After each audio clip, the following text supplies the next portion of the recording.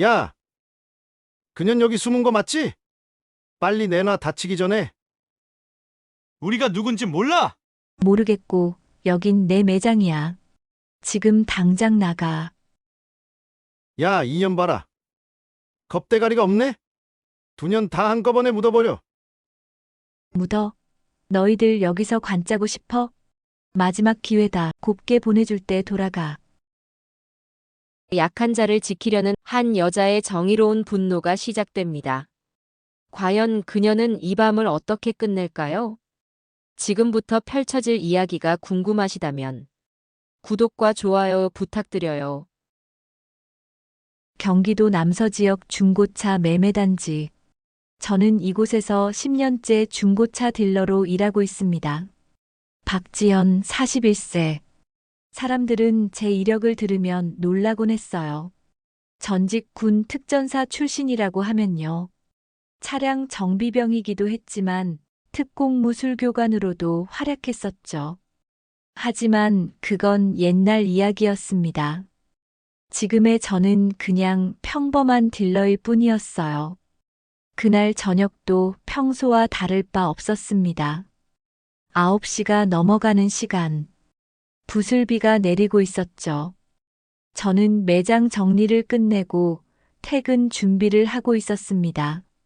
서류를 정리하고 가방을 챙기는 중이었어요. 그때였습니다. 밖에서 누군가 뛰어오는 발소리가 들렸죠. 저는 본능적으로 창문을 봤습니다. 한 여자가 비를 맞으며 제 매장 쪽으로 달려오고 있었어요. 얼굴에는 선명한 멍자국, 입술은 터져 있었고 옷은 젖어서 몸에 달라붙어 있었습니다. 저는 즉시 문을 열었어요. 도와주세요. 여자가 비틀거리며 안으로 들어왔습니다. 20대 후반쯤 되어 보였어요. 괜찮아요? 어디 다쳤어요? 제가 물었죠. 여자는 숨을 헐떡이며 대답했습니다. 저 한서윤이에요. 일주일 전에 여기 매장에 입사한. 아, 그래서 낯이 익었구나. 며칠 전 단지에서 본 신입 딜러였어요. 무슨 일이에요? 서유는 떨리는 손으로 제 팔을 잡았습니다. 사장님이, 용쟁오토 사장님이요. 허위 매물로 계약하라고 강요했어요. 용쟁오토. 그 이름을 듣는 순간 제 표정이 굳었습니다. 이 단지에서 가장 악명 높은 곳이었거든요. 허위 매물, 주행거리 조작, 고가 강매로 유명한 조폭 조직이었죠. 왜 때렸어요? 제가 서윤에게 말했어요. 이 차는 사고차라고. 그랬더니 서윤은 말을 잇지 못했습니다. 눈물이 주르륵 흘러내렸죠. 제 안에서 뭔가가 끓어올랐습니다. 군에 있을 때부터 저는 약자를 괴롭히는 걸 참지 못했거든요. 일단 앉아요. 저는 서윤을 의자에 앉히고 구급 상자를 꺼냈습니다. 소독약을 바르는데 서윤이 움찔했어요. 그때였습니다. 밖에서 거친 목소리가 들렸죠. 야, 그년 여기 들어간 거 맞지? 저는 창문 너머를 봤습니다. 3명의 남자가 매장 앞에 서 있었어요.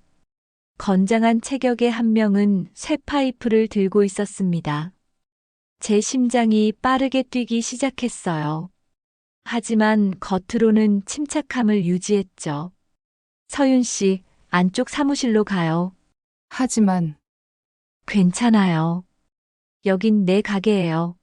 서윤은 고개를 끄덕이고 사무실로 들어갔습니다. 저는 천천히 매장 문 쪽으로 걸어갔어요. 유리문 너머로 세 남자가 보였습니다. 한 명이 문을 두드렸죠. 문 열어! 우리 직원 있지? 저는 문을 열지 않았습니다. 대신 문 앞에 서서 차갑게 말했어요. 여긴 제 매장이에요. 한 녀석이 비웃으며 말했습니다. 쟤 지금 배신하고 도망쳤거든? 내놓으면 조용히 갈게. 여기 그런 사람 없는데요. 놈의 얼굴이 일그러졌어요. 야, 이 여자가 지금 장난쳐? 남자가 문을 발로 찼습니다. 유리가 흔들렸어요. 저는 휴대폰을 꺼내 112를 눌렀습니다. 하지만 녀석들이 더 빨랐어요. 3명이 동시에 문을 밀어붙였고 잠금 장치가 부서지며 문이 열렸습니다. 남자들이 매장 안으로 밀려 들어왔죠. 이 여자가 진짜? 한 놈이 제 멱살을 잡으려 했어요. 그 순간 제 몸이 반사적으로 움직였습니다. 군에서 5년 동안 훈련받고 가르쳤던 특공무술. 손목을 비틀어 녀석의 팔을 꺾고 무릎으로 복부를 가격했죠. 남자가 신음을 내며 뒤로 물러났습니다. 다른 2명이 동시에 달려들었어요. 하지만 저는 침착했습니다. 왼쪽에서 오는 주먹을 피하고 오른쪽 녀석에게 발차기를 날렸습니다. 정확히 명치를 노린 압착이었어요. 교관 시절 수백 번 가르쳤던 기본 기술이었죠. 남자가 숨을 못 쉬며 바닥에 쓰러졌습니다. 다시 일어선 첫 번째 녀석의 다리를 걸어 넘어뜨렸어요. 마지막 남자가 쇠파이프를 휘둘렀습니다. 저는 옆으로 몸을 틀어 피했죠. 그리고 남자의 손목을 잡아 비틀었습니다. 쇠파이프가 바닥에 떨어졌어요. 저는 남자를 바닥에 내동댕이 쳤습니다. 채 1분도 걸리지 않았어요. 3명 모두 바닥에 쓰러져 신음하고 있었죠. 저는 숨을 고르며 그들을 내려다봤습니다. 경찰 올 때까지 가만히 있어. 한 녀석이 이를 갈며 일어났어요. 인연, 너 죽었어. 죽이든 말든 마음대로 해. 남자들은 서로 눈빛을 교환하더니 비틀거리며 매장을 빠져나갔습니다. 저는 문을 다시 잠그고 사무실로 갔어요.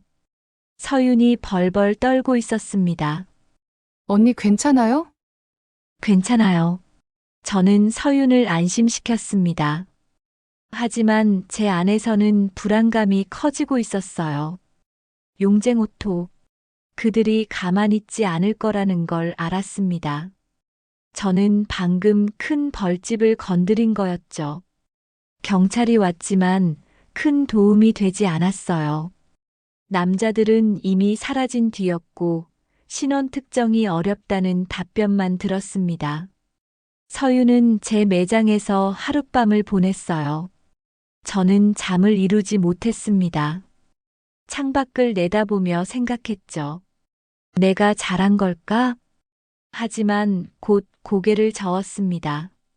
아니, 잘한 거야. 서윤을 내버려뒀다면 평생 후회했을 겁니다. 저는 다짐했어요. 무슨 일이 있어도 서윤을 지키겠다고.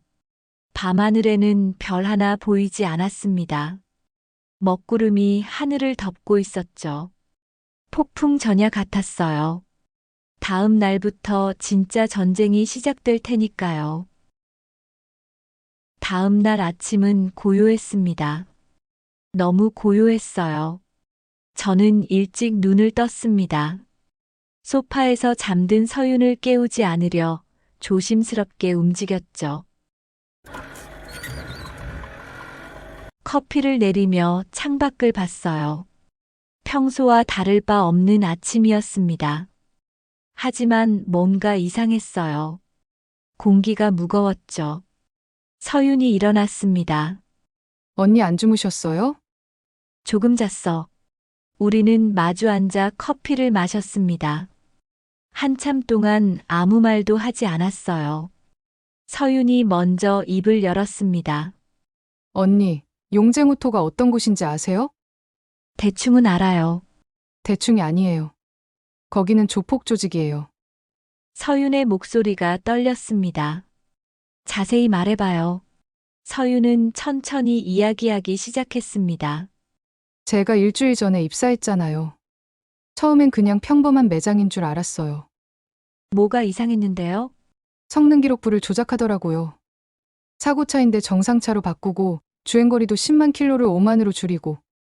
저는 이를 악물었습니다. 드물게 있는 일이긴 했지만 조직적으로 한다는 건 다른 차원이었어요. 그게 다가 아니에요. 서윤이 계속했습니다. 보험사 사람들이 드나들고 성능점 검소 직원들도 매일 와요. 다 짜고 치는 거예요. 고객들은요? 항의하면 협박해요. 처음엔 변호사 보내서 합의금 요구하고 그래도 안 되면 서윤이 말을 멈췄습니다. 안 되면요? 폭력으로 밀어붙이죠. 어젯밤에 온 사람들처럼요. 제 손이 떨렸습니다. 분노 때문이었어요. 얼마나 많은 사람들이 피해를 입었을까요? 모르겠어요. 제가 일주일 동안 본 것만 해도 10명은 넘어요. 서윤은 울먹였습니다. 저는 차마 못 속이겠더라고요. 잘했어요. 저는 서윤의 손을 잡았어요. 용기 있는 행동이었어요. 하지만 이제 어떡해요? 맞는 말이었습니다. 어젯밤 일로 저와 서윤 모두 타겟이 됐죠. 그때 제 휴대폰이 울렸습니다. 모르는 번호였어요. 받지 않으려다가 호기심에 받았습니다. 여보세요? 박지현 씨죠? 낯선 남자 목소리였어요. 차갑고 날카로웠죠. 네, 그런데요? 나는 용쟁오토 박태수야. 제 심장이 멈춘 것 같았어요. 두목이 직접 전화를 건 겁니다. 무슨 일이세요? 어젯밤 일 유감이야. 태수의 목소리는 침착했습니다. 우리 직원들이 실례했네요. 사과요? 네. 한서윤 씨는 이미 우리 직원이 아닙니다.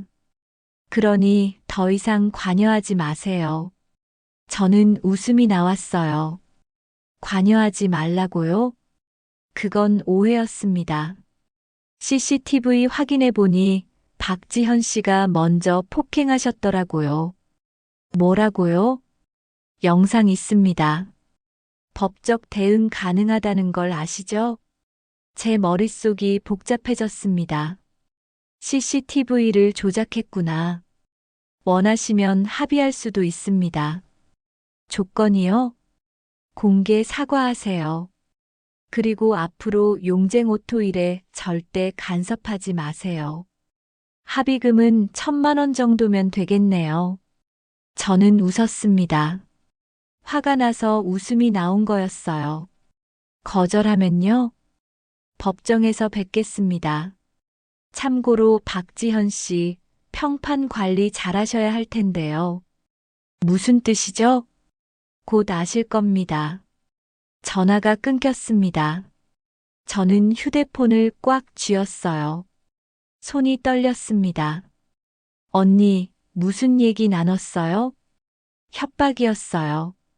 서윤의 얼굴이 창백해졌습니다. 그럼 어떡해요? 저는 창밖을 봤어요. 하늘은 여전히 흐렸습니다. 싸워야죠. 하지만 저도 확신이 서지 않았어요. 어떻게 싸워야 할지 막막했거든요. 오후가 됐습니다. 저는 매장을 열었어요. 평소처럼 영업을 시작했죠. 하지만 이상했습니다.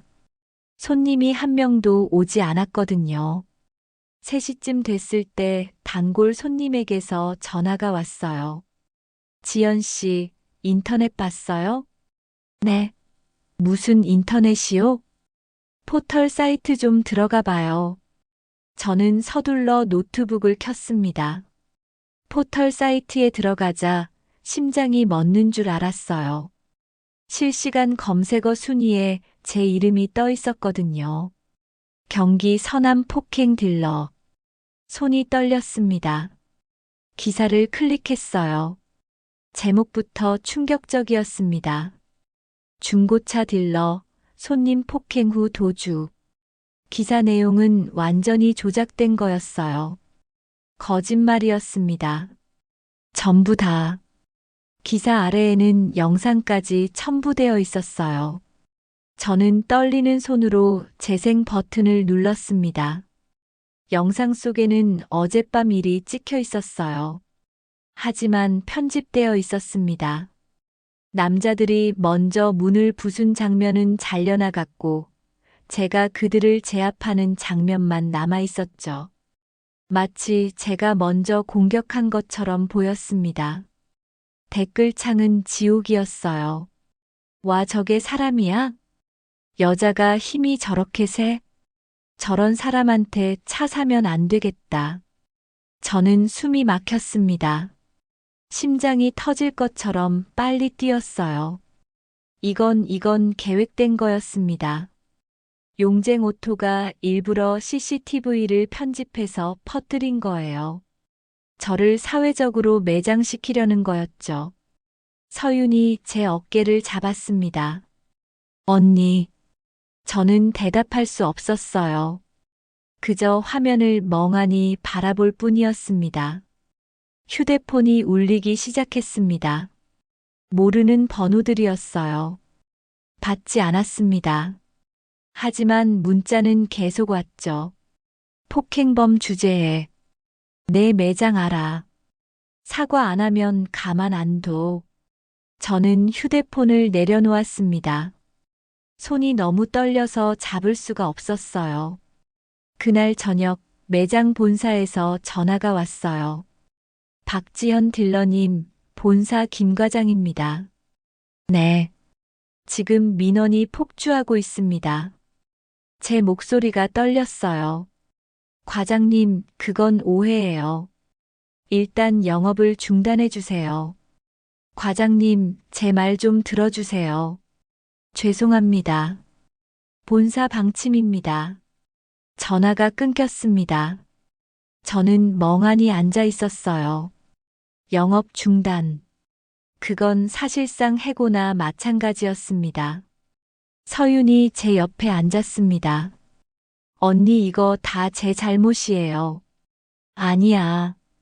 제가 언니한테 도움 청하지 않았으면. 아니라니까.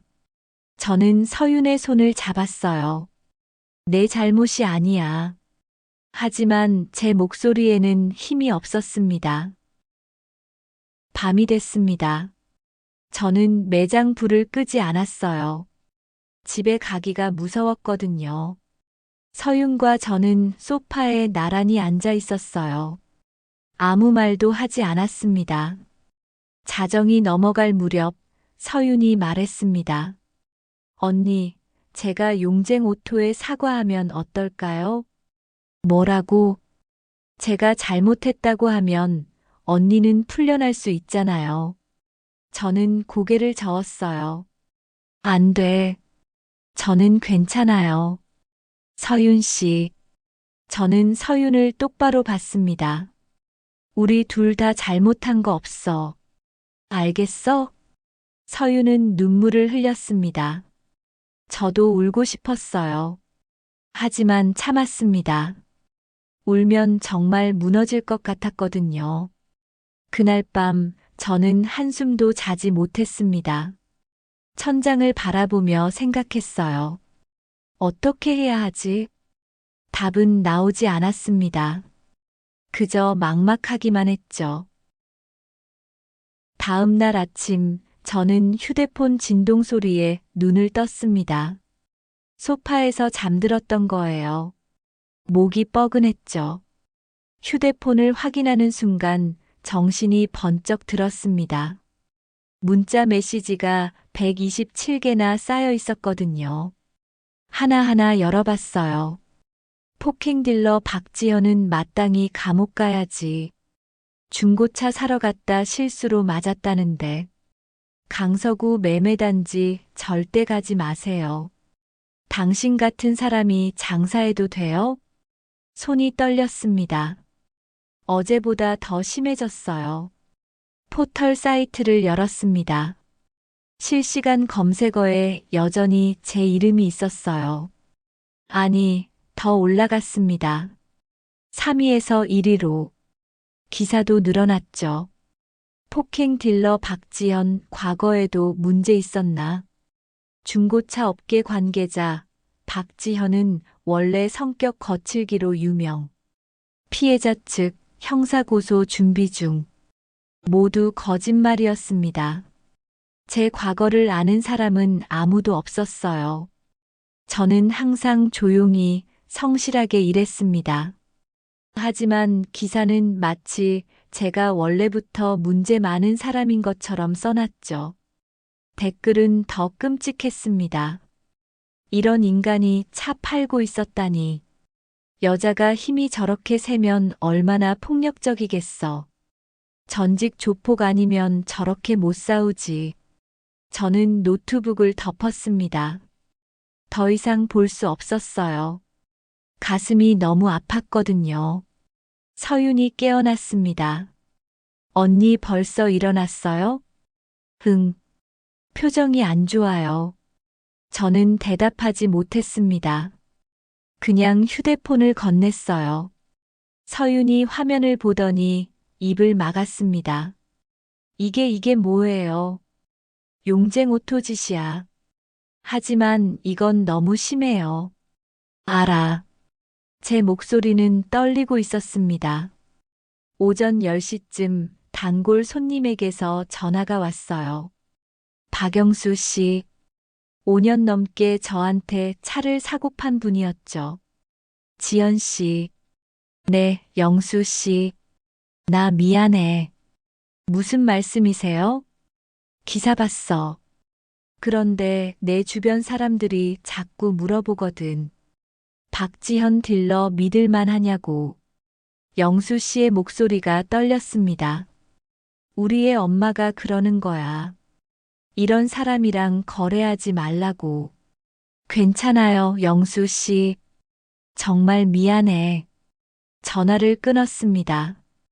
저는 의자에 주저앉았어요.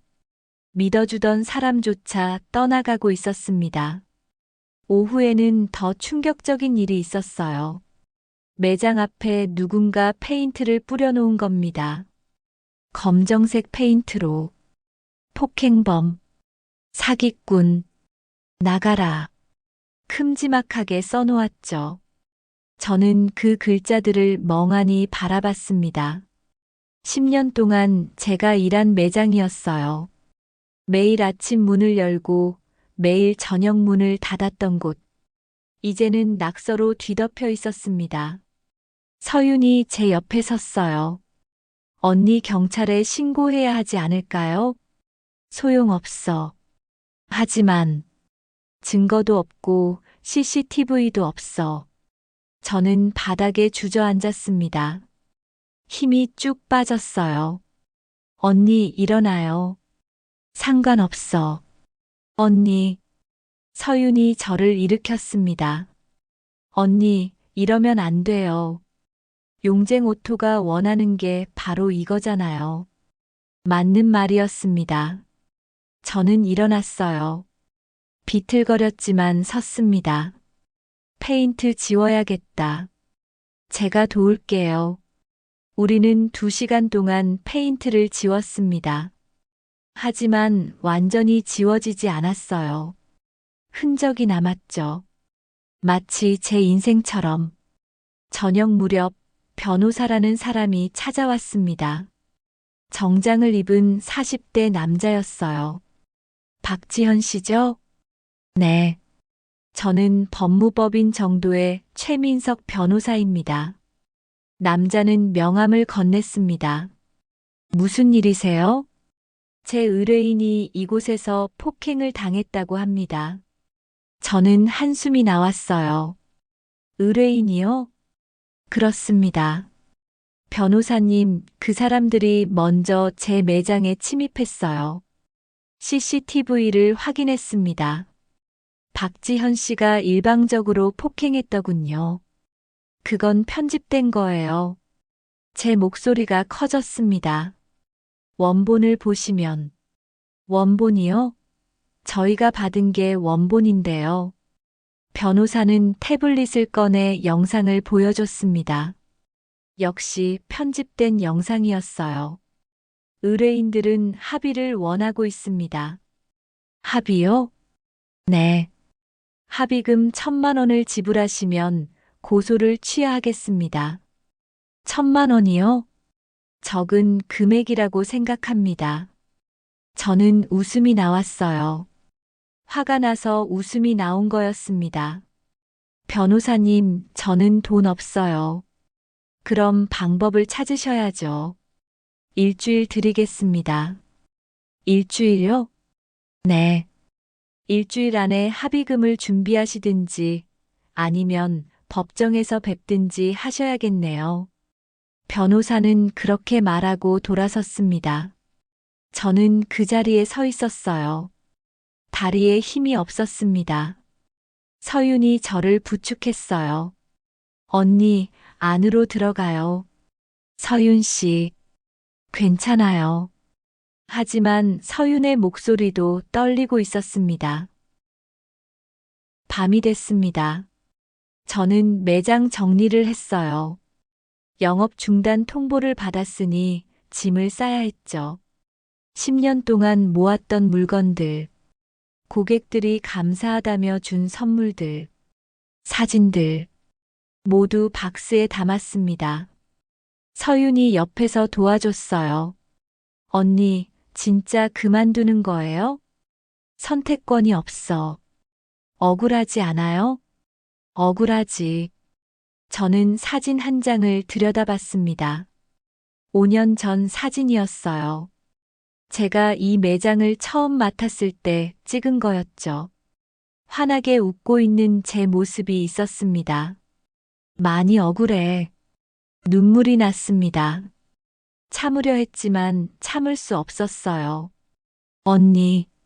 서윤이 저를 안았습니다. 괜찮아요.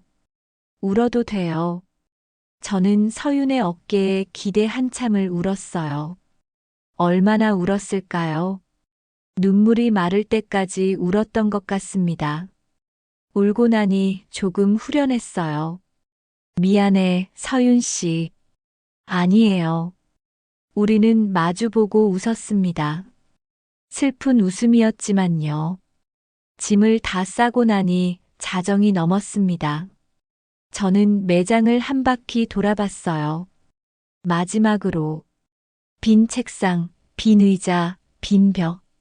모든 게 텅 비어 있었습니다. 마치 제 마음처럼. 가자, 서윤 씨. 네, 언니. 우리는 매장 문을 잠갔습니다. 열쇠를 우편함에 넣었어요. 본사에 반납해야 했거든요. 밖으로 나오니 비가 내리고 있었습니다. 또 비였습니다. 서윤이 뛰어들어왔던 그날 밤처럼. 언니, 우산 없어요. 괜찮아. 그냥 맞고 가자. 우리는 비를 맞으며 걸었습니다. 집까지는 20분 거리였어요. 아무 말도 하지 않았습니다. 그저 걸었죠. 빗소리만 들렸습니다. 집에 도착했을 때 우리는 완전히 젖어 있었어요. 서윤 씨, 씻고 자. 네, 언니. 서윤이 먼저 샤워를 했습니다. 저는 소파에 앉아 휴대폰을 봤어요. 또 문자가 와 있었습니다. 어머니였어요. 지연아, 동네 사람들이 인터넷 기사 얘기하던데. 저는 한참을 망설이다 답장을 보냈습니다. 엄마, 괜찮아. 오해야. 거짓말이었습니다. 괜찮지도 않았고 풀릴 것 같지도 않았어요. 하지만 어머니를 걱정시킬 순 없었습니다. 서윤이 샤워를 마치고 나왔어요. 언니, 들어가세요. 응. 저는 샤워실로 들어갔습니다. 뜨거운 물을 틀었어요.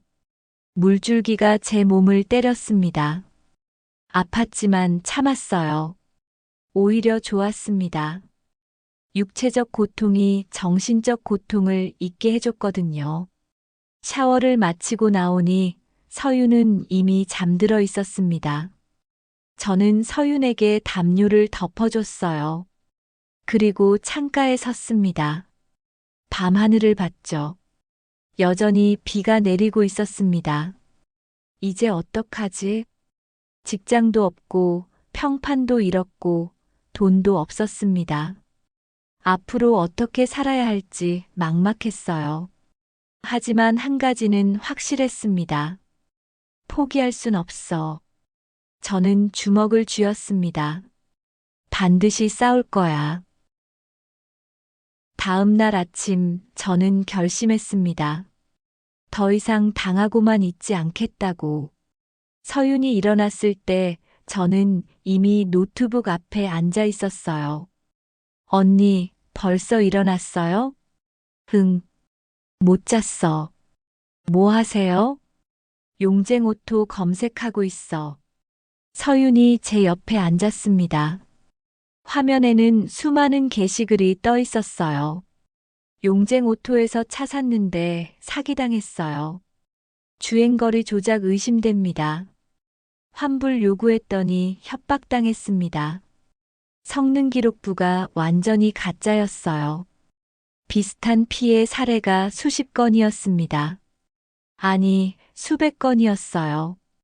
와, 서윤 씨. 우리만 당한 게 아니야. 저는 화면을 가리켰습니다. 이 사람들 다 용쟁 오토한테 당한 거야. 왜 아무도 목소리를 못 내고 있을까요? 무섭고 귀찮고 돈도 없고 여러 이유가 있겠지. 저는 서윤을 봤어요. 이 사람들을 모으면 어떨까? 모으다뇨? 피해자 모임을 만드는 거야. 혼자서는 약하지만 여럿이 모이면 달라질 수 있어.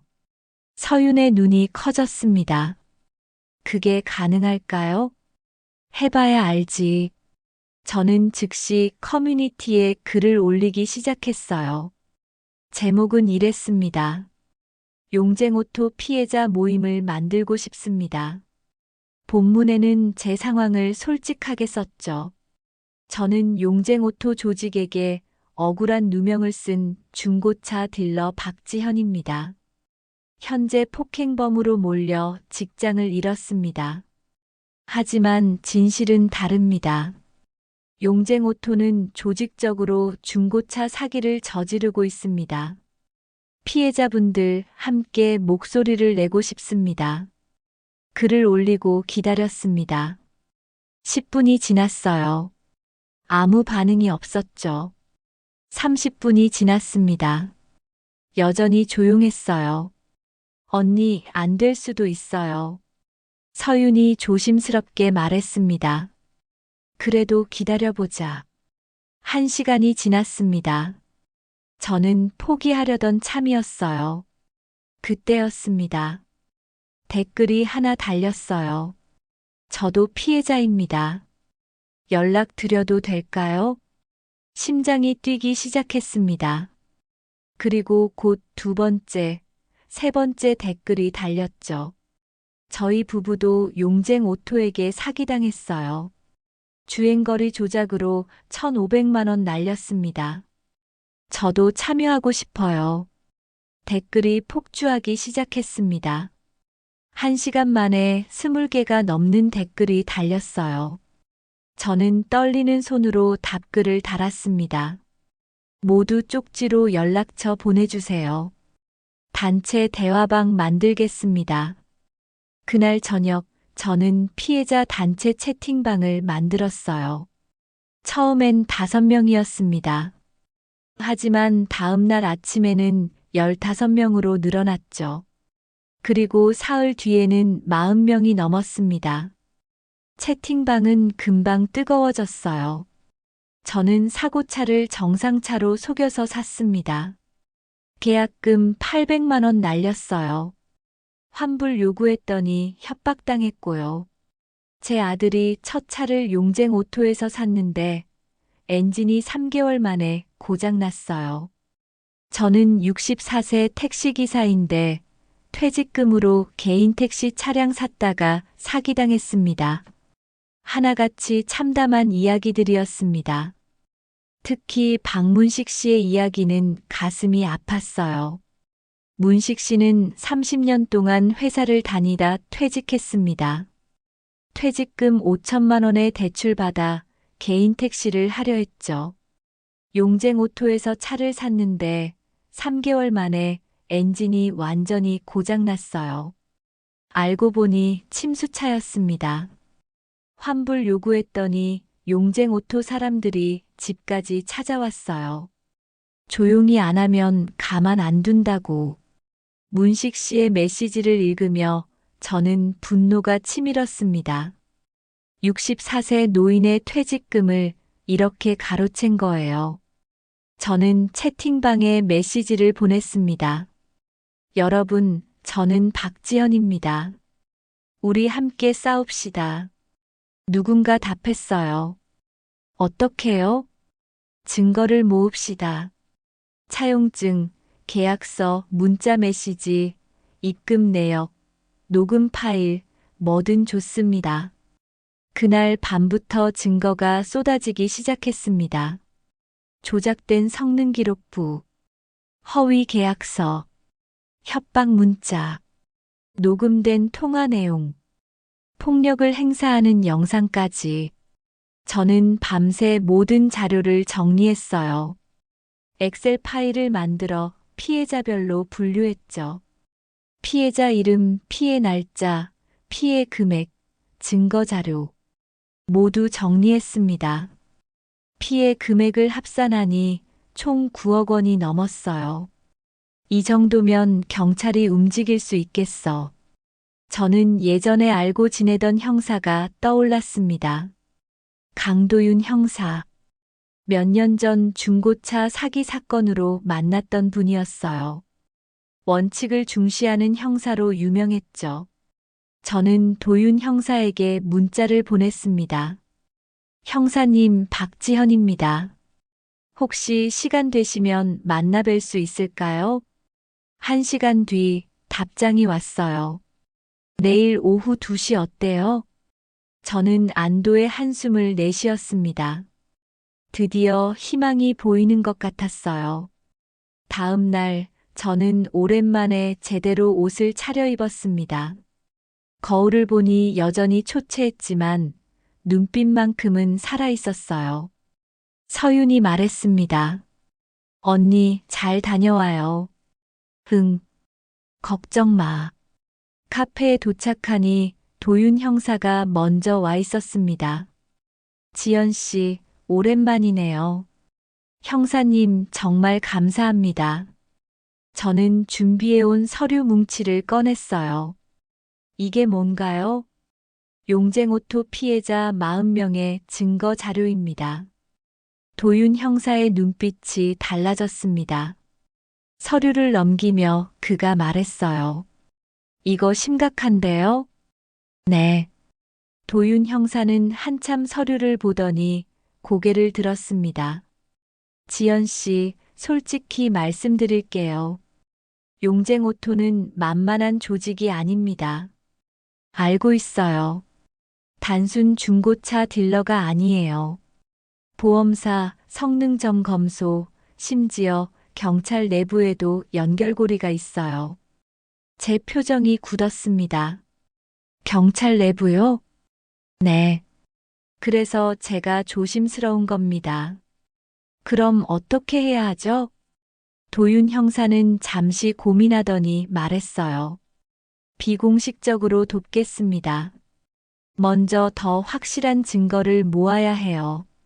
어떤 증거요? 용쟁오토의 자금 흐름이요. 계좌 추적을 해야 합니다. 저는 고개를 끄덕였습니다. 제가 도울 수 있는 게 있을까요? 피해자들과 계속 연락하세요. 그리고 새로운 증거가 나오면 바로 저한테 보내주세요. 알겠습니다. 카페를 나서며 도윤 형사가 말했어요.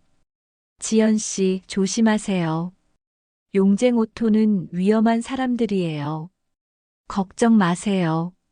저는 웃으며 대답했지만 사실 두려웠습니다. 하지만 이제 물러설 수 없었어요. 집으로 돌아오는 길에 서윤에게서 전화가 왔습니다. 언니, 어떻게 됐어요? 형사님이 도와주시기로 했어. 정말요? 다행이다. 근데 서윤 씨, 목소리가 왜 그래? 서윤은 잠시 침묵하더니 말했습니다. 언니, 저 오늘 학교 갔다 왔어요. 학교? 복학 준비하러? 아니요. 휴학계 내러 갔는데. 서윤의 목소리가 떨렸습니다. 복도에서 애들이 수군거리는 거 들었어요. 뭐라고? 제가 용쟁 오토에서 일했다는 소문이 퍼졌대요. 심지어 제가 사기 조직 일원이었다는 말까지. 뭐라고? 교수님도 저를 이상하게 보시더라고요. 저는 주먹을 쥐었습니다. 용쟁 오토가 서윤까지 건드린 거예요. 서윤 씨, 괜찮아? 괜찮아요, 괜찮을 거예요. 하지만 서윤의 목소리는 울먹이고 있었습니다. 지금 어디야? 집이요. 내가 갈게. 저는 서둘러 서윤의 집으로 갔습니다. 문을 열자 서윤이 바닥에 주저앉아 울고 있었어요. 서윤 씨. 저는 서윤을 안았습니다. 괜찮아. 다 괜찮을 거야. 언니 저 때문에. 아니야. 내 잘못 아니야. 하지만 서윤 씨, 들어봐.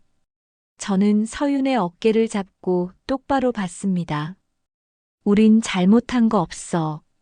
옳은 일을 했을 뿐이야. 알겠어? 서윤은 고개를 끄덕였습니다. 이제 우린 혼자가 아니야. 40명의 피해자가 우리 편이야. 정말요? 응, 정말이야. 그날 밤 저는 서윤과 함께 피해자 단체방을 확인했어요. 새로운 피해자가 또 들어왔습니다. 이제 총 47명이었어요. 문식 씨가 메시지를 보냈습니다. 지연 씨, 제가 오늘 정비소에 가서 진단서를 받아왔어요. 당연하죠, 문식 씨. 보내주세요. 파일이 올라왔습니다. 정비소 진단서에는 명확히 적혀 있었어요. 침수 흔적 다수 발견. 엔진 내부 부식 심각. 저는 이 자료도 정리했습니다. 하나하나 쌓여가는 증거들. 용쟁 오토를 무너뜨릴 무기들이었죠. 밤 11시쯤 서윤이 말했습니다. 언니, 우리 정말 이길 수 있을까요? 저는 창밖을 봤습니다. 밤하늘에 별이 보였어요. 오랜만에 보는 별이었죠. 이길 거야. 반드시. 제 목소리는 떨리지 않았습니다. 이제 저는 확신했으니까요. 우리가 함께라면 이길 수 있다고. 피해자 모임을 만든 지 일주일이 지났습니다. 채팅방 인원은 어느새 10명을 넘었어요. 매일 새로운 피해자가 들어왔죠. 저는 매일 밤 늦게까지 그들의 이야기를 들었습니다. 하나하나 기록하고 증거를 분류하고 정리했어요. 어느 날 채팅방에 새로운 분이 들어왔습니다. 닉네임은 은정이었어요. 안녕하세요.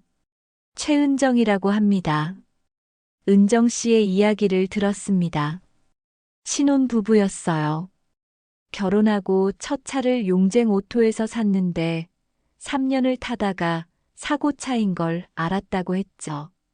은행 대출까지 받아서 샀는데 지금도 할부금 갚고 있어요. 증거 자료 있으세요? 네.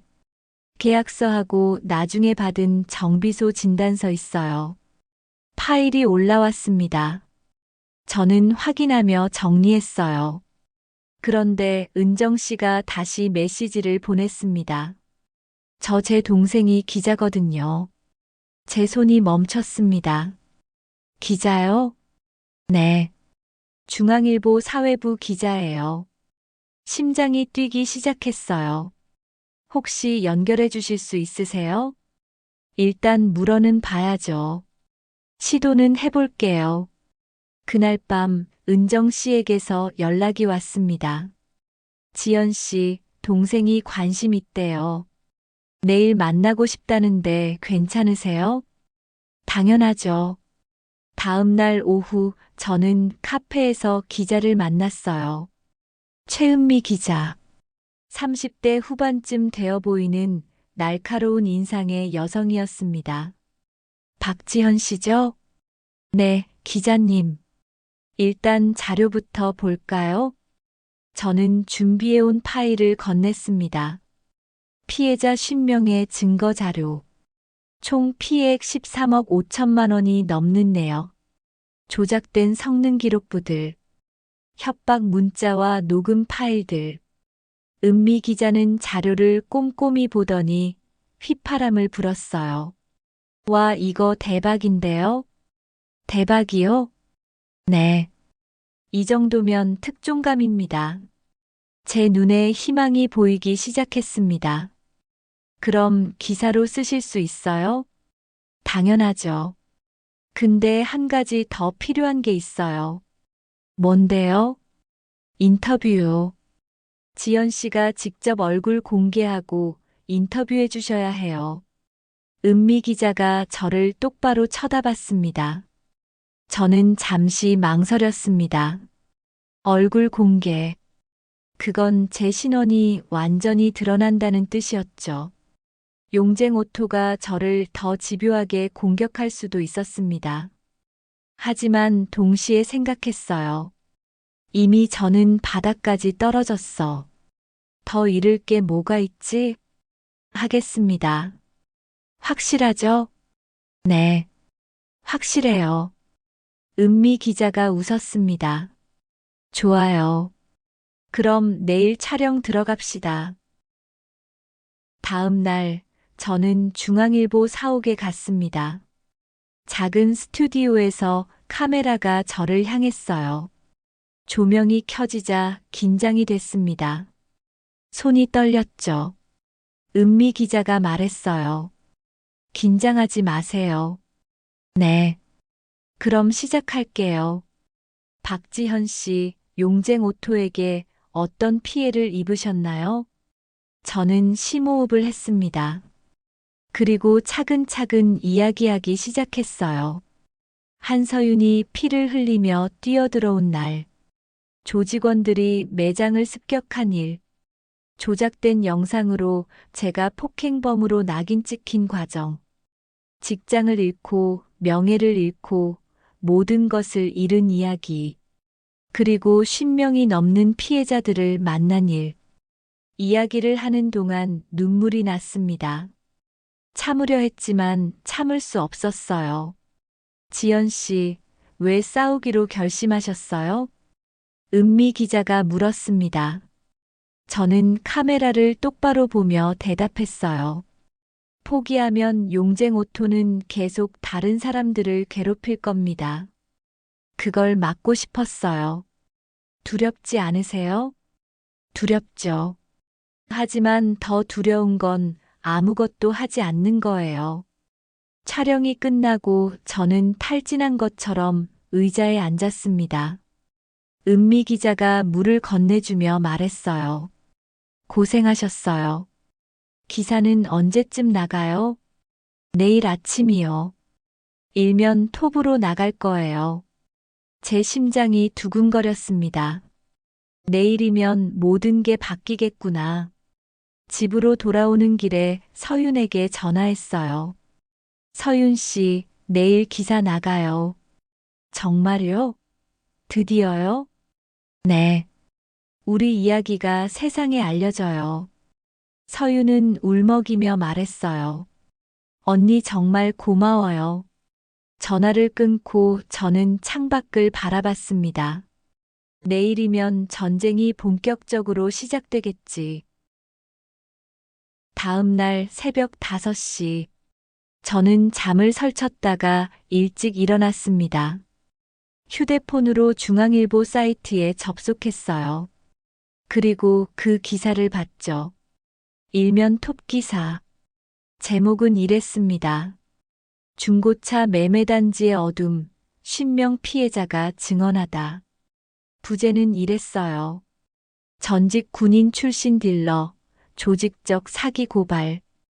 기사를 읽으며 눈물이 났습니다. 은미 기자는 우리의 이야기를 정확하게 전달했어요. 하나도 빠짐없이. 모든 증거와 함께. 저는 피해자 단체방에 기사 링크를 올렸습니다. 곧 메시지가 폭주했어요. 드디어 세상에 알려졌네요. 기사 보고 울었어요. 지연 씨, 정말 고맙습니다. 오전 9시쯤 되자 기사가 실시간 검색어 1위에 올랐습니다.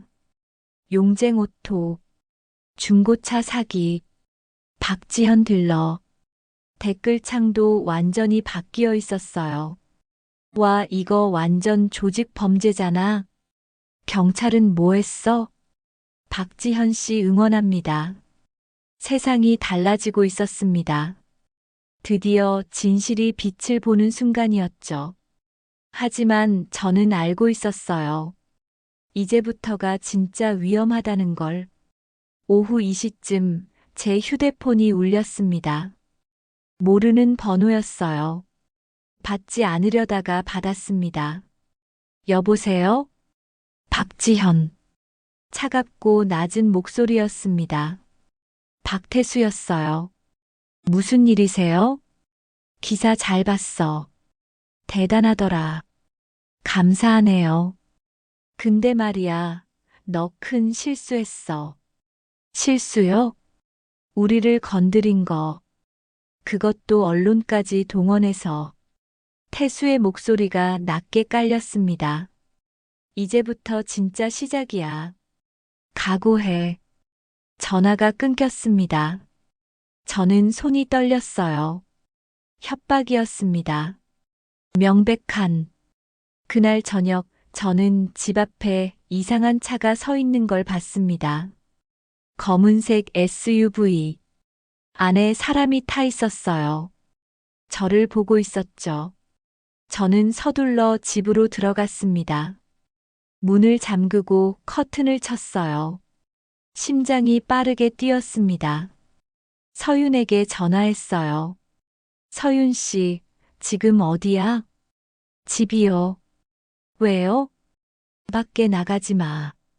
누가 오든 문 열지 말고. 언니, 무슨 일 있어요? 용쟁 오토가 움직이기 시작했어. 밤 10시쯤 집 초인종이 울렸습니다. 저는 조심스럽게 현관 모니터를 확인했어요. 2명의 남자가 서 있었습니다. 모르는 사람들이었죠. 초인종이 계속 울렸습니다. 저는 대답하지 않았어요. 그랬더니 남자 하나가 문에 쪽지를 붙이고 갔습니다. 한참을 기다렸다가 문을 열었어요. 쪽지를 떼어 읽었습니다. 박지현. 기사 취소 안 하면 후회할 거야. 가족도 조심하고. 제 손이 떨렸습니다. 가족까지 위협한 거예요. 저는 즉시 어머니께 전화했습니다. 엄마, 괜찮아? 응. 지연아, 무슨 일이니? 아무것도 아니야. 그냥 목소리 듣고 싶어서. 너 목소리가 이상한데. 아니야, 엄마. 괜찮아. 전화를 끊고 저는 바닥에 주저앉았습니다. 무서웠어요. 정말 무서웠습니다. 하지만 동시에 화도 났어요. 이렇게까지 해야 하나? 저는 도윤 형사에게 전화했습니다. 형사님, 협박받고 있어요. 뭐라고요? 저는 오늘 있었던 일들을 설명했습니다. 태수의 전화, 집 앞에 SUV 쪽지. 도윤 형사는 한숨을 쉬었어요. 예상했던 일입니다. 어떻게 해야 하죠? 일단 증거를 확보하세요. 쪽지 사진 찍어서 보내주시고. 네. 그리고 절대 혼자 다니지 마세요. 전화를 끊고 저는 창밖을 봤습니다. 검은색 SUV는 여전히 거기 있었어요. 저를 감시하고 있었죠. 그날 밤 저는 한숨도 자지 못했습니다. 새벽 3시쯤 휴대폰이 울렸습니다. 문식 씨였어요. 지연 씨 큰일 났어요. 문식 씨, 집 앞에 누가 페인트를 뿌려놨어요. 제 심장이 멎는 줄 알았습니다. 뭐라고 써놨어요? 배신자 죽는다, 이런 글씨들이요. 경찰에 신고하셨어요? 했어요. 근데 증거가 없다고. 문식 씨의 목소리가 떨렸습니다. 지연 씨, 저 무서워요. 문식 씨, 괜찮을 거예요. 전화를 끊고 저는 단체방을 확인했어요. 문식 씨뿐만이 아니었습니다. 다른 피해자들도 협박을 받고 있었어요. 집 앞에 누가 서 있어요. 전화로 협박받았어요. 차에 흠집 났어요. 용쟁 오토가 전방위로 공격하고 있었습니다. 저는 메시지를 보냈습니다. 여러분 무서우시겠지만 포기하지 마세요. 이건 용쟁 오토가 우리를 두려워한다는 증거예요. 하지만 제 손은 떨리고 있었습니다. 정말 이길 수 있을까? 기사가 나간 지 3일이 지났습니다. 협박은 계속됐어요. 하지만 저는 물러서지 않았습니다. 피해자들도 마찬가지였죠.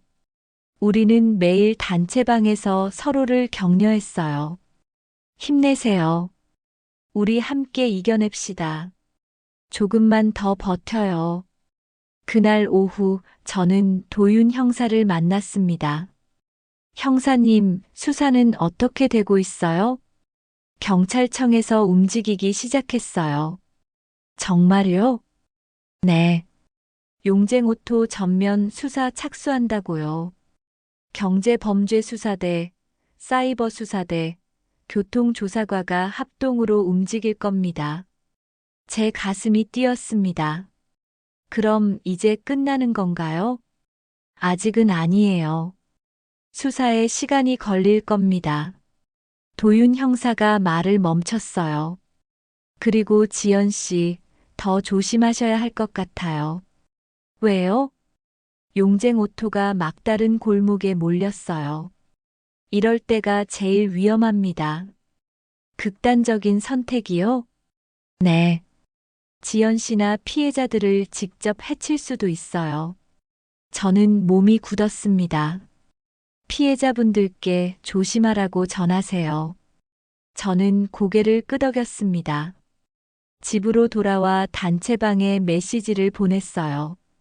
여러분, 당분간 혼자 다니지 마세요. 문식 씨가 답했습니다. 알겠습니다, 지연 씨. 그날 밤 저는 불안한 마음에 잠들지 못했습니다. 뭔가 큰일이 일어날 것 같은 예감이 들었어요. 다음 날 아침, 제 휴대폰이 울렸습니다. 문식 씨였어요. 받으려는 순간 전화가 끊겼습니다. 이상했어요. 다시 걸었죠. 문식 씨? 하지만 받는 사람은 문식 씨가 아니었습니다. 박지현. 낯선 남자 목소리였어요. 제 심장이 얼어붙었습니다. 누구세요? 그거 중요해. 중요한 건 지금 박문식이 우리 손에 있다는 거지. 뭐라고요? 귀 막지 마. 노인네가 다치기 싫으면 혼자 와. 어디로요? 매매단지 외곽 폐차장. 주소 문자로 보낼게. 30분 안에. 전화가 끊겼습니다. 곧 문자가 왔어요. 주소와 함께. 저는 손이 떨렸습니다. 문식 씨를 납치한 거예요. 64세 노인을. 저는 즉시 도윤 형사에게 전화했습니다. 형사님, 문식 씨가 납치됐어요. 뭐라고요? 방금 전화 왔어요. 위치 추적 들어가겠습니다. 지연 씨는 절대 혼자 가지 마세요. 하지만 30분 안에 가야 해요. 지연 씨, 도윤 형사의 목소리가 커졌습니다. 함정입니다. 알아요. 하지만 문식 씨는 죄가 없잖아요. 지연 씨, 형사님, 제가 시간을 벌게요. 30분 후에 경찰 보내주세요. 저는 전화를 끊었습니다. 도윤 형사가 다시 걸었지만 받지 않았어요. 서윤에게 문자를 보냈습니다. 서윤 씨, 지금부터 30분 후에 도윤 형사님께 전화해. 매매단지 외곽 폐차장으로 경찰 보내달라고 해. 주소도 함께 보냈어요. 그리고 재킷을 입었습니다. 군에서 입던 전투화를 신었죠. 오랜만이었습니다. 거울을 봤어요. 특공무술교관 시절에 제가 보이는 것 같았습니다. 할 수 있어. 반드시 문식 씨를 구해낼 거야. 택시를 잡아 탔습니다. 폐차장까지 가주세요. 택시는 어두운 도로를 달렸습니다. 20분쯤 달렸을까요? 택시가 멈췄습니다. 손님, 여기부터는 못 들어가요. 여기서 내릴게요. 저는 택시비를 내고 내렸습니다. 앞에는 녹슨 철문이 보였어요. 중고차 보관소라는 낡은 간판. 저는 철문을 밀고 들어갔습니다. 넓은 공터에 폐차들이 쌓여 있었어요.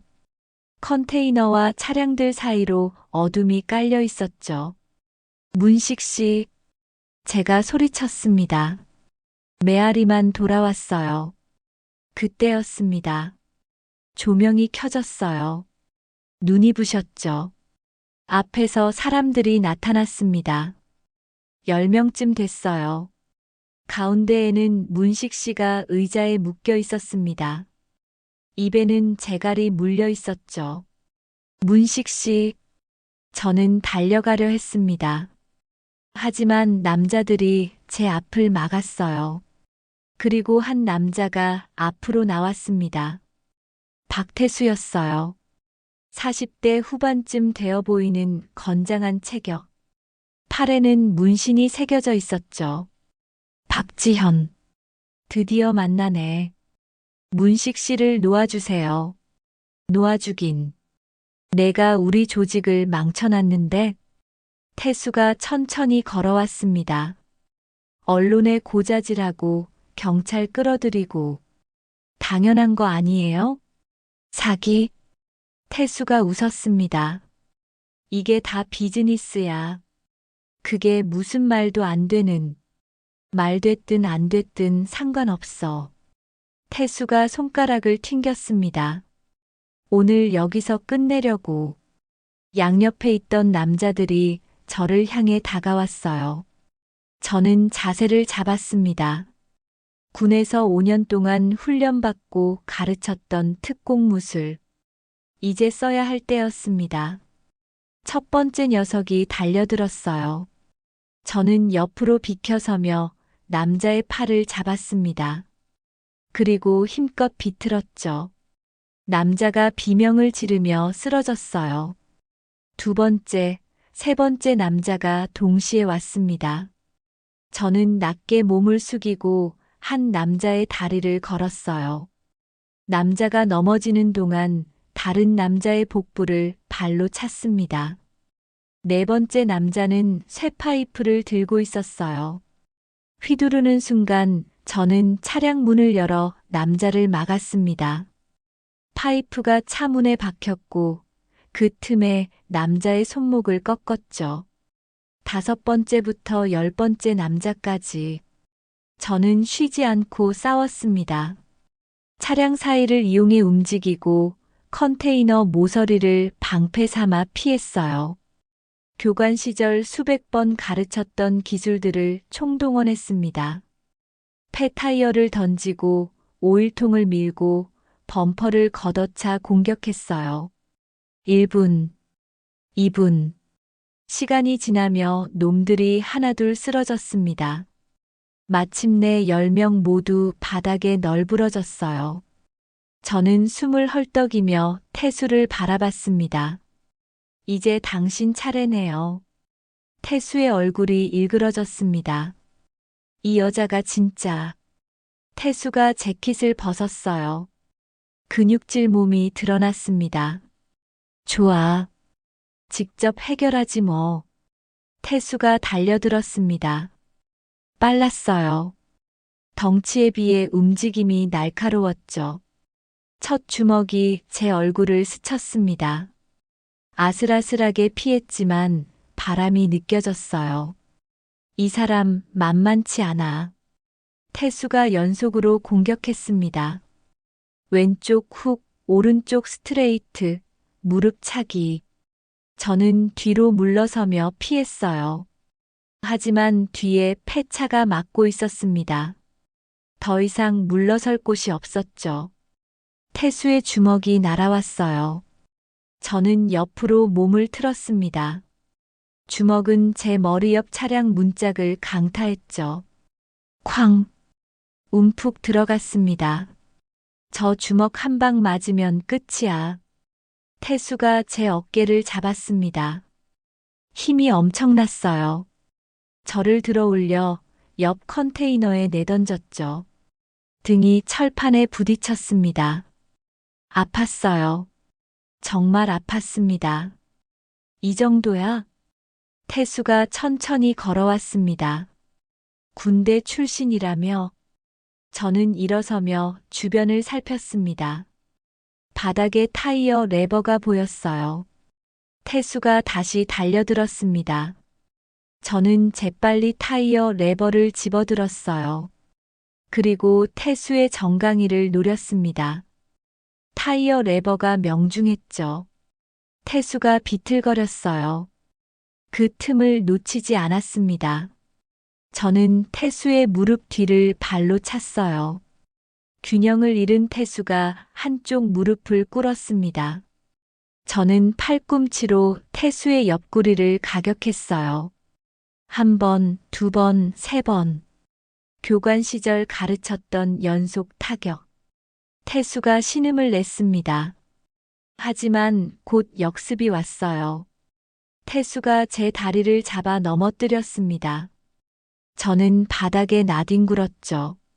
태수가 제 위로 올라탔어요. 목을 조르기 시작했습니다. 끝이야, 박지현. 숨이 막혔어요. 시야가 흐려지기 시작했습니다.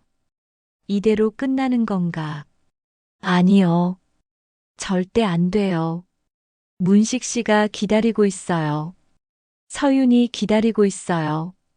10명의 피해자들이 저를 믿고 있어요. 저는 마지막 힘을 짜냈습니다. 엄지손가락으로 태수의 눈을 찔렀어요. 태수가 비명을 지르며 손을 놓았습니다. 저는 재빨리 몸을 빼냈어요. 숨을 들이마셨습니다. 공기가 폐로 들어오는 게 이렇게 소중한지 몰랐죠. 태수가 눈을 감싸며 일어났습니다. 이 여자가 눈을. 화가 난 태수는 더 거칠어졌어요. 아무렇게나 주먹을 휘둘렀습니다. 저는 침착하게 피했어요. 교관 시절 늘 가르쳤죠. 화난 적은 실수를 한다고. 태수의 주먹이 빗나갈 때마다 저는 반격했습니다. 손목, 팔꿈치, 어깨, 관절을 노렸어요. 조금씩 태수의 움직임이 느려졌습니다. 그때 기회가 왔어요. 태수가 크게 휘두른 주먹이 완전히 빗나간 겁니다. 균형이 무너진 순간, 저는 뒤로 돌아가 태수의 등을 발로 걷어찼어요. 태수가 앞으로 비틀거렸습니다. 저는 달려가 차량 범퍼를 발로 찼어요. 범퍼가 튕겨나가며 태수를 강타했습니다. 태수는 벽에 부딪혀 쓰러졌어요. 일어나지 못했습니다. 저는 숨을 헐떡이며 태수를 내려다봤습니다. 끝났어요. 그때였습니다. 사이렌 소리가 들렸어요. 멀리서 파란 불빛이 보였죠. 경찰이었습니다. 도윤 형사가 제일 먼저 뛰어들어왔어요. 지연 씨, 형사님, 저는 그제야 힘이 풀렸습니다. 바닥에 주저앉았죠. 고생했어요. 경찰들이 쓰러진 조직원들을 수갑으로 채우기 시작했습니다. 태수도 일어나지 못한 채 체포됐어요. 박태수 납치, 감금, 폭행 혐의로 긴급 체포합니다. 저는 그 광경을 멍하니 바라봤습니다. 끝났습니다. 정말 끝났어요. 병원 응급실에서 치료를 받았습니다. 다행히 큰 부상은 없었어요. 타박상과 찰과상 정도였죠. 의사가 말했습니다. 며칠 푹 쉬시면 괜찮을 겁니다. 감사합니다, 선생님. 응급실 밖에는 서윤이 기다리고 있었어요. 언니. 서윤은 울면서 저를 안았습니다. 걱정했어요. 정말 걱정했다고요. 괜찮아. 나 괜찮아. 괜찮긴요. 온몸에 멍들었잖아요. 문식 씨도 옆 침대에서 치료를 받고 있었습니다. 저는 문식 씨에게 다가갔어요. 문식 씨, 괜찮으세요? 지연 씨 정말 죄송합니다. 아니에요. 문식 씨 잘못 아니에요. 제가 조심했어야 하는데. 문식 씨의 눈에 눈물이 맺혔습니다. 지연 씨가 저를 구하러 오신 거 알아요. 정말 고맙습니다. 당연한 일 했을 뿐이에요. 병원을 나서니 기자들이 몰려 있었습니다. 박지현 씨, 혼자서 조직원 10명을 제압하셨다는데요. 용쟁오토 보스를 직접 쓰러뜨렸다는데 사실인가요? 저는 카메라를 향해 말했습니다. 저는 그냥 옳은 일을 했을 뿐이에요. 앞으로 계획은요? 끝까지 싸울 겁니다. 용쟁오토의 모든 범죄가 밝혀질 때까지요. 다음 날, 경찰청에서 긴급 기자회견이 열렸습니다. 도윤 형사가 브리핑을 했어요. 어젯밤 용쟁오토 조직원 11명을 현행범으로 체포했습니다. 기자들이 질문했죠. 용쟁오토의 다른 범죄는요? 현재 경제범죄수사대, 사이버수사대, 교통조사과가 합동으로 수사 중입니다. 도윤 형사가 서류를 넘겼습니다. 조직적 중고차 사기, 주행거리 조작, 허위 성능기록부 작성 등 다수의 혐의가 포착됐습니다. 피해 규모는요? 현재까지 파악된 피해자만 67명이 넘습니다. 피해액은 약 24억 원으로 추정됩니다. 기자회견이 끝나고 도윤 형사가 저를 찾아왔어요. 지연 씨, 좋은 소식이 있어요. 뭔데요? 용쟁오토와 결탁한 공업사 2곳, 성능점 검소 1곳을 급습했어요. 보험사 브로커도 연루된 걸 확인했고요. 제 눈이 커졌습니다. 정말요? 네. 용쟁오토 전체 조직이 무너질 겁니다. 저는 눈물이 났습니다. 기쁜 눈물이었어요. 일주일 후, 재판 날짜가 잡혔습니다. 저는 피해자들과 함께 법정으로 갔어요. 10명이 넘는 사람들이 방청석을 채웠습니다. 지연 씨, 긴장돼요. 서윤이 말했습니다. 나도. 많이. 오전 10시. 재판이 시작됐습니다.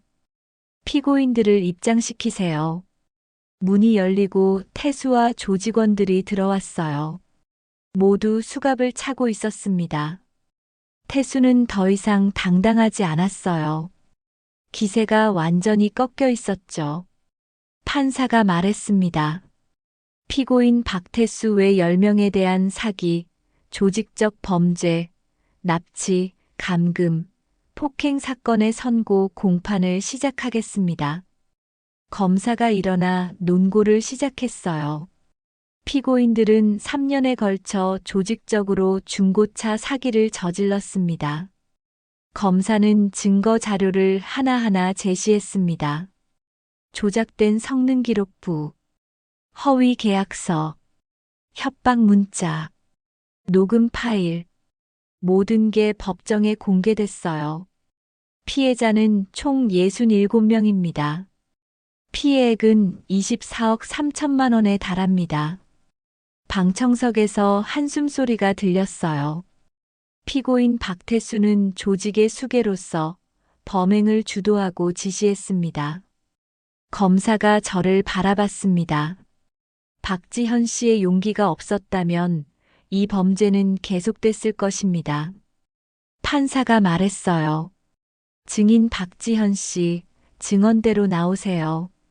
저는 일어나 증언대로 걸어갔습니다. 손이 떨렸어요. 선서를 했습니다. 양심에 따라 숨김없이 사실대로 말하고 만일 거짓말이 있으면 위증의 벌을 받기로 맹세합니다.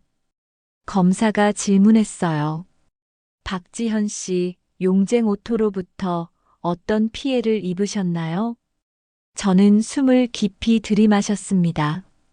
그리고 차근차근 이야기하기 시작했어요. 서윤이 피를 흘리며 뛰어들어온 날, 조직원들이 매장을 습격한 일, 조작된 영상으로 제가 폭행범으로 낙인 찍힌 과정, 직장을 잃고 명예를 잃고 모든 것을 잃은 이야기, 그리고 67명의 피해자들을 만난 일, 이야기를 하는 동안 눈물이 났습니다. 지연 씨, 왜 싸우기로 결심하셨어요? 검사가 물었습니다.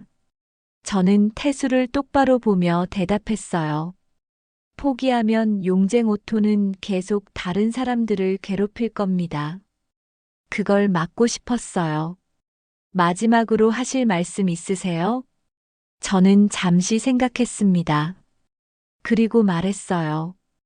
박태수 씨, 당신은 약자를 착취했어요. 힘없는 사람들의 돈을 빼앗았죠. 법이 당신을 심판할 겁니다. 증언을 마치고 자리로 돌아왔습니다. 서윤이 제 손을 꼭 잡았어요. 잘했어요, 언니. 다음은 다른 피해자들의 차례였습니다. 문식 씨가 증언대에 섰어요. 저는 30년 회사 생활 끝에 받은 퇴직금으로 개인 택시를 하려 했습니다.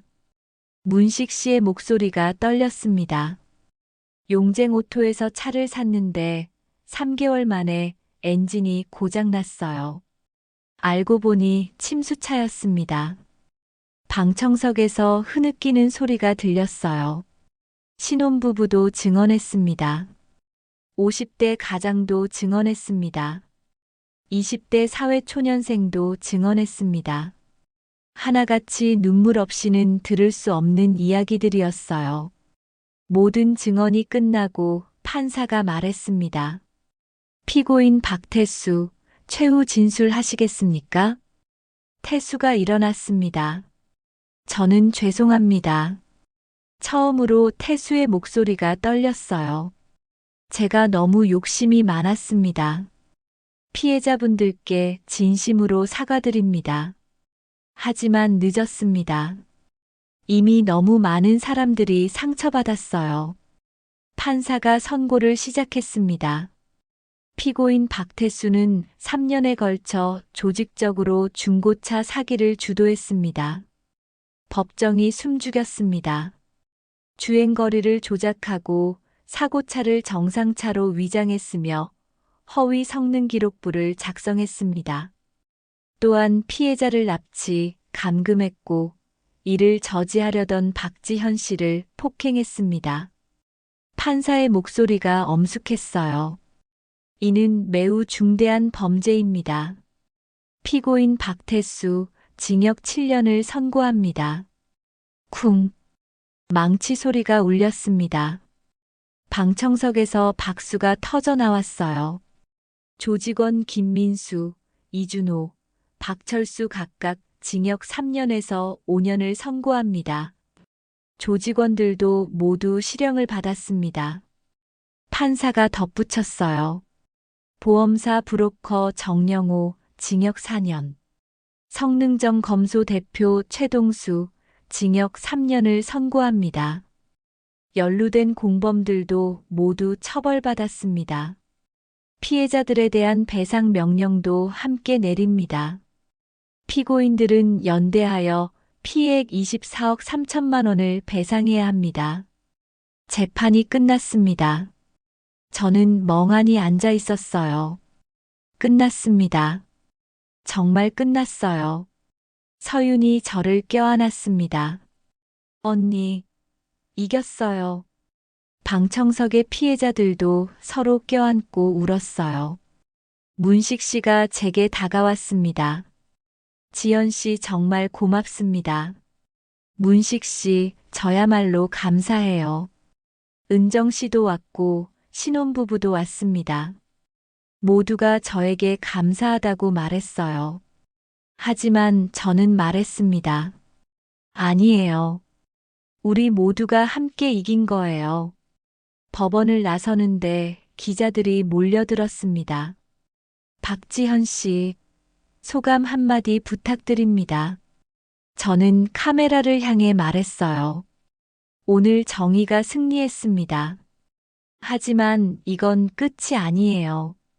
용쟁오토 같은 범죄가 다시 일어나지 않도록 우리 모두가 경계해야 합니다. 앞으로 계획은요? 경찰청에서 민생범죄자문위원으로 활동하게 됐어요. 기자회견을 마치고 저는 피해자들과 함께 식당으로 갔어요. 작은 축하 자리를 마련한 겁니다. 음식이 나오고 모두가 건배를 했습니다.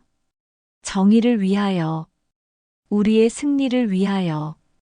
식사하는 동안 모두가 웃었어요. 오랜만에 보는 밝은 얼굴들이었죠. 문식 씨가 말씀하셨습니다. 지연 씨 덕분에 제 인생이 바뀌었어요. 배상금 받으면 다시 개인 택시 시작할 수 있어요. 잘 됐네요, 문식 씨. 신혼부부가 말했어요. 저희 아기 곧 태어나요. 이름에 정자 넣으려고 해요. 모두가 박수를 쳤습니다. 식사가 끝날 무렵 도윤 형사가 왔어요. 지연 씨, 축하해요. 형사님, 감사합니다. 도윤 형사가 봉투 하나를 건넸습니다. 이게 뭐예요? 열어보세요. 봉투를 열었습니다. 안에는 공문이 들어 있었어요. 경찰청 민생범죄자문위원 위촉 제안서. 저는 놀라서 도윤 형사를 봤습니다. 이게 경찰청에서 지연 씨의 전문성을 높이 평가했어요. 저 같은 사람이요? 당연하죠. 저는 공문을 다시 봤습니다. 손이 떨렸어요. 할게요. 확실해요? 네. 확실해요. 그날 밤 집으로 돌아와 창밖을 바라봤습니다. 별이 반짝이고 있었어요. 휴대폰에 문자가 왔습니다. 어머니였어요. 지연아, 뉴스 봤다. 자랑스럽다. 저는 눈물이 났습니다. 답장을 보냈습니다. 엄마, 사랑해요. 이제 걱정 안 하셔도 돼요. 그리고 저는 생각했습니다. 이제 새로운 시작이에요. 재판이 끝나고 한 달이 지났습니다. 경기도 여전히 바쁘게 돌아가고 있었지만 제 마음은 평온했어요. 오랜만에 느끼는 평화였죠. 아침에 눈을 뜨면 더 이상 협박 문자가 오지 않았고 악플도 사라졌습니다. 대신 응원 메시지가 왔어요. 지연 씨, 용기 내주셔서 감사합니다. 덕분에 희망을 봤어요. 당신은 진짜 영웅이에요. 저는 영웅이 아니었어요. 그냥 옳은 일을 했을 뿐이었죠. 하지만 그 말들이 저를 따뜻하게 만들었습니다.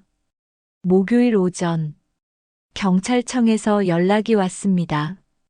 박지현 씨, 내일 오전 10시에 경찰청으로 와주실 수 있으세요? 네, 무슨 일인데요? 와보시면 아실 겁니다. 다음 날 아침, 저는 정장을 차려입었습니다. 거울을 보니 낯설었어요. 언제 이렇게 정장을 입어봤나 싶었죠. 경찰청에 도착하니 도윤 형사가 로비에서 기다리고 있었습니다. 지연 씨, 오셨네요. 형사님, 무슨 일이에요? 따라오세요. 도윤 형사는 저를 3층 대회의실로 안내했어요. 문을 열자 깜짝 놀랐습니다. 10명이 넘는 사람들이 앉아 있었거든요. 피해자들이었어요. 문식 씨, 서윤, 은정 씨, 신혼부부. 모두가 박수를 쳤습니다. 지연 씨, 저는 어리둥절했습니다. 다들 왜? 단상에는 경찰청장이 서 있었어요. 박지현 씨, 이리 올라오세요. 저는 떨리는 다리로 단상에 올라갔습니다. 경찰청장이 마이크를 잡았어요. 오늘 이 자리는 박지현 씨에게 감사를 전하기 위해 마련했습니다. 청장은 제 쪽을 보며 말했습니다. 박지현 씨는 개인의 희생을 감수하면서도 정의를 지켰습니다. 약자를 보호했고 조직 범죄를 무너뜨렸습니다. 저는 눈물이 나려는 걸 참았어요. 이에 경찰청은 박지현 씨에게 감사패를 수여합니다. 청장이 감사패를 건넸습니다. 무거웠어요. 물리적인 무게보다 그 의미가 더 무거웠죠. 감사합니다. 제 목소리가 떨렸습니다. 박수가 터져 나왔어요. 모두가 일어나 박수를 쳤습니다. 저는 눈물을 참을 수 없었어요. 그동안 참았던 모든 감정이 한꺼번에 쏟아져 나왔습니다. 행사가 끝나고 피해자들과 이야기를 나눴습니다. 문식 씨가 제 손을 잡으셨어요.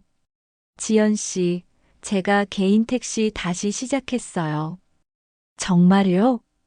네. 용쟁 오토에게서 배상금을 받았거든요. 그 돈으로 제대로 된 차를 샀어요. 잘 됐네요, 문식 씨. 신혼부부도 좋은 소식을 전했어요. 저희 아기 태어났어요. 이름은 정희로 지었어요. 정희요? 네. 박지현 씨가 보여준 정의를 잊지 않으려고요. 저는 또 눈물이 났습니다. 행복한 눈물이었어요. 오후에는 도윤 형사와 커피를 마셨습니다. 지연 씨, 민생범죄팀에서 공식 제안이 들어왔어요. 제안이요?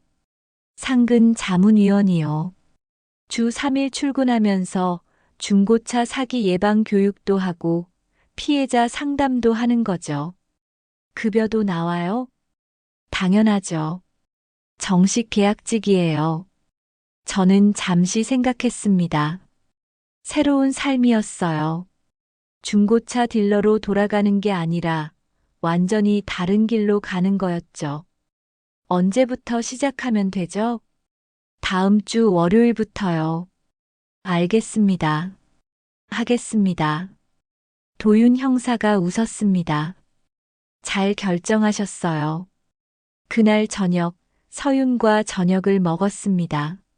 언니, 진짜 대단해요. 뭐가? 여기까지 온 거요. 저는 서윤을 바라봤습니다. 나도 서윤 씨 덕분이야. 저야 뭐. 아니야. 넌 나한테 큰 힘이 됐어. 서윤이 웃었습니다. 언니, 저도 복학하기로 했어요. 정말? 네. 이번 일로 깨달았어요. 공부를 제대로 해서 사회복지사가 되고 싶어요. 저는 서윤의 손을 잡았어요. 넌 잘할 거야. 식사를 마치고 집으로 돌아오는 길. 거리는 여전히 밝았고 사람들로 붐볐습니다. 저는 그 풍경을 바라보며 생각했어요.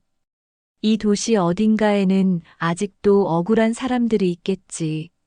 하지만 이제 저는 알았습니다. 혼자가 아니라는 걸, 함께 싸우는 사람들이 있다는 걸. 한 달 후, 저는 경찰청 민생범죄팀에서 첫 출근을 했습니다. 사무실은 생각보다 활기찼어요. 형사들이 분주하게 움직이고 전화벨이 끊임없이 울렸죠. 지연 씨, 환영합니다. 팀장이 악수를 청했습니다. 잘 부탁드립니다. 이쪽이 지연 씨 자리예요. 작은 책상 하나가 배정됐어요.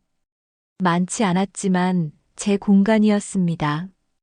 책상 위에 감사패를 놓았어요. 그리고 업무를 시작했습니다. 첫 업무는 중고차 사기 예방 교육 자료를 만드는 거였어요. 일반인들이 쉽게 알 수 있도록 만들어주세요. 팀장의 주문이었습니다. 저는 노트북을 켜고 타이핑을 시작했어요. 중고차 구매 시 주의사항, 주행거리 조작 확인법, 성능기록부 읽는 법. 제가 10년 동안 현장에서 배운 모든 것을 쏟아냈습니다. 점심시간에 도윤 형사가 왔어요. 지연 씨, 적응 잘하고 있어요? 네, 형사님. 다행이네요. 참, 오늘 오후에 피해자 상담 있어요. 저요? 네. 중고차 사기 피해자예요. 오후 2시. 상담실에 한 여성이 들어왔습니다. 30대 초반쯤 되어 보였어요. 안녕하세요. 박지현입니다. 저 김수진이라고 해요. 수진 씨는 떨리는 목소리로 말했습니다. 중고차를 샀는데 사기당한 것 같아요. 저는 수진 씨의 이야기를 들었습니다. 주행거리가 조작됐고 사고 이력이 숨겨졌고 환불도 안 된다는 이야기였죠. 용쟁오토 사건과 똑같았어요. 수진 씨, 증거 자료 있으세요? 네, 여기요. 수진 씨가 서류를 꺼냈습니다.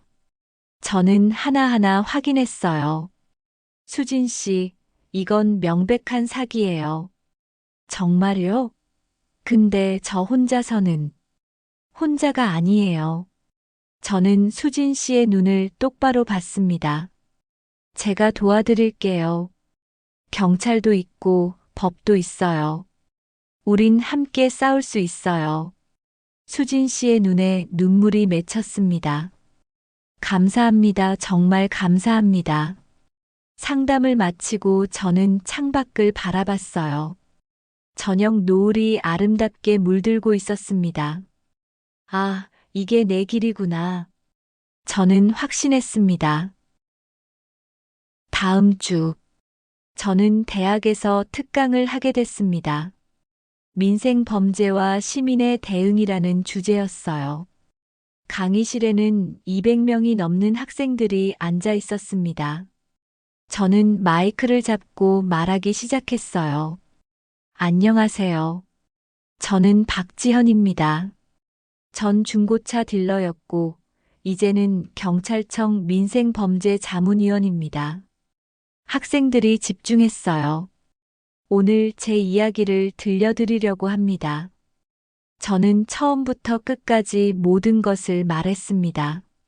서윤이 피를 흘리며 뛰어든 날, 조작된 영상으로 폭행범이 된 날, 직장을 잃고 명예를 잃은 날, 하지만 포기하지 않고 피해자들과 연대한 날, 그리고 법정에서 정의가 승리한 날. 강의가 끝나자 박수가 터져 나왔습니다.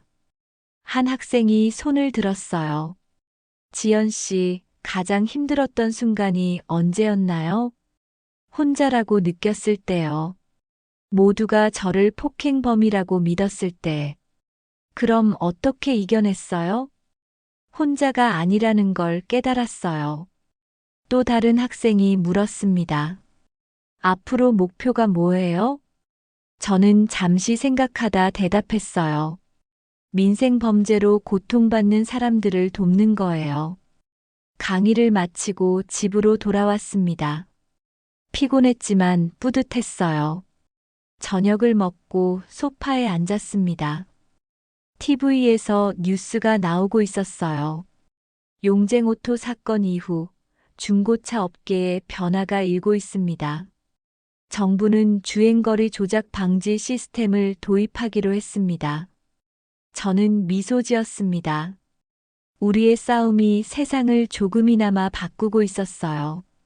그날 밤 저는 오랜만에 깊은 잠에 들었어요. 악몽도 없었고 불안도 없었습니다. 다음 날 아침, 저는 경찰청으로 출근했습니다. 새로운 하루가 시작됐어요. 책상 위에는 또 다른 피해자 상담 일정이 잡혀 있었습니다. 박지현 자문위원님, 오전 11시에 상담 있어요. 알겠습니다. 저는 노트북을 켜고 준비를 시작했어요.